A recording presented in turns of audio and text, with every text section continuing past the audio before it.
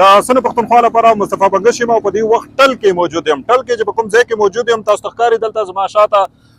قافله ده، ټرکونه دي پکې، اوس غټ ګاډي دي، اوس وړه ګاډي دي او په دې ټرکونو کې په دې ګاډو کې خوراکي سیزونه دي، سبزیانې دي پکې، میوه ده پکې، دغه شان چې کوم دی نور عام استعمال سیزونه دي پکې، هغه سیزونه چې کوم عام په کور کې استعمالیږي. دا ټرکونه به ځي کورم ته او د کورم مختلفو علاقو ته به چې کوم دی دا رسي. څه ګاډي ووتو، څه ګاډي اوس هم زما شاته تاسو ګورئ دا روان دي ټل نه کورم ته او د کورم مختلفو علاقو ته به دا سیزونه رسي.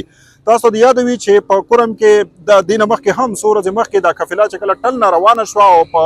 بګن علاقې کې په دې یو پیښه مخې ته راغله او د هغې له وجې چې کوم دی بیا یو ځل بیا قافلې چې کوم دی د کورم ته د تګ بند شو د قافلو او هغې نه پس د اپریشن فیصله هم وکړی شوه او اوس چې کوم دی هلته اپریشن هم روان دی. خو د هغې نه پس د اپریشن نه پس دا اولنۍ کانوایي ده قافله ده چې دی به چې کوم دی ځي او کورم ته به ځي. دا قافله او دا ګاډي چې کوم دی دا به د اف سی نګرانۍ کې سیکورټي فورسز په نګرانۍ کې به ځي، هلیکاپټر په نګرانۍ کې به ځي. موږ دلته ډرایورانو سره هم خبرې وکړې، کوم ډرایوران به دلته نه په دې ګاډو کې کورم ته ځي نو هغې هم دا خبره کوي چې سیکورټي فورسز په نګرانۍ کې